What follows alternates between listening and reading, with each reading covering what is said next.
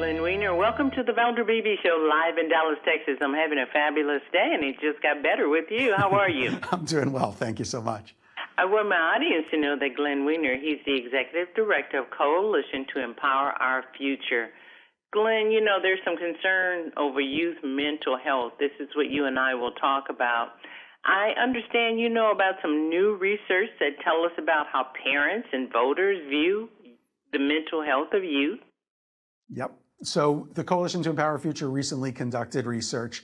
And what we found was it came through loud and clear that parents view the youth mental health issue as complex. There's a variety of factors that they talk to us about. They talk about family dynamics. They talk about social isolation and academic pressures. I'm a father of 2 school-age kids. Overscheduling of kids is something that I can relate to. There's exposure to violence, the overuse of devices, and just the stress, the overall stress of growing up in the world today. But all of these sort of create an environment that is challenging. And so it's not surprising that we see 3 in 4 of our parents telling us that they want a broad approach, a comprehensive approach that addresses multiple factors as opposed to a single approach that focuses on one factor, such as technology and phones. What surprises you most about what you read? Because you gave us a litany of things that are in the survey. What surprises you the most?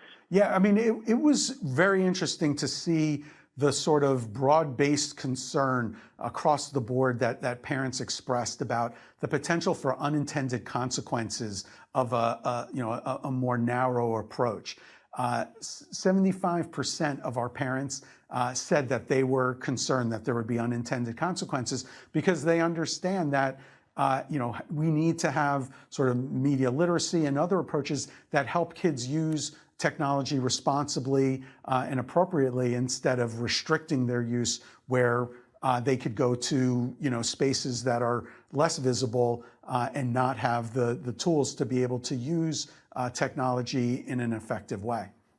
So did they lean towards more digital literacy, or does it have a place with reading and math literacy? Yeah, well, digital literacy there was about 90% of parents, so overwhelmingly thought that we needed to teach our kids how to identify whether it's harmful or just misleading information, but more importantly, how to use these tools effectively, incorporate them appropriately into their work so that they can be successful later in life. We're living in a digital world, and so parents want to know that their kids are able to use these technologies, and they understand that if we don't, the problem with bans is it doesn't allow you to equip kids. It ignores the problem and instead of empowering them.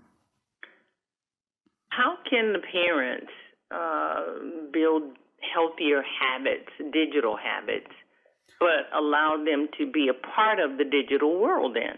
Yeah, I mean, I really think that parents are at the center of this, but there are challenges. So every kid is unique. Parents know their kids best. They're in the best position to set the appropriate boundaries. The challenge comes in because 90% of parents told us they're not 100% comfortable that they know how to use these technologies properly. So as part of our solutions, we need to be thinking about resources that we can deploy to them and places where we can put them that they will be able to access them.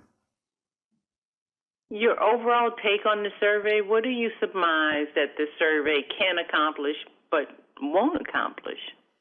Well, I think having information that tells us that parents are overwhelmingly of the view that this is a complex problem that requires comprehensive solutions is important. And that's the Coalition to Empower Our Future is convening a conversation around just that.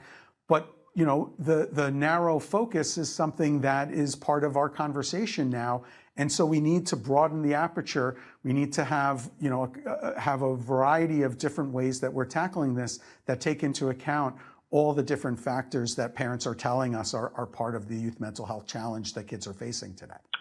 I think this is going to be a long-standing conversation, so people need some fuel, some information. Where do they go online to see this survey or to get more information? Yeah, the coalition's website, empowerourfuturecoalition.com, has a number of resources, including the findings from this survey.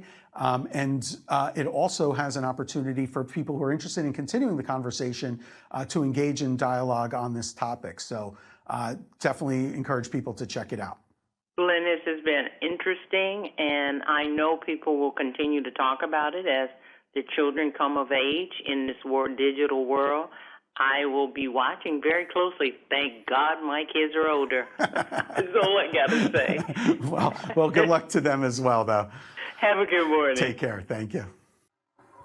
Hi, I'm Valder Beebe, host of The Valder Beebe Show. We have over 1,000 videos on ValderBeebeShow.com and YouTube.com/ValderBeebeShow. We upload new videos daily. Our site is a modern baby boomer platform with news and information important to boomers. Subscribe to YouTube.com/ValderBeebeShow and stay connected as I interview the world's most fascinating people.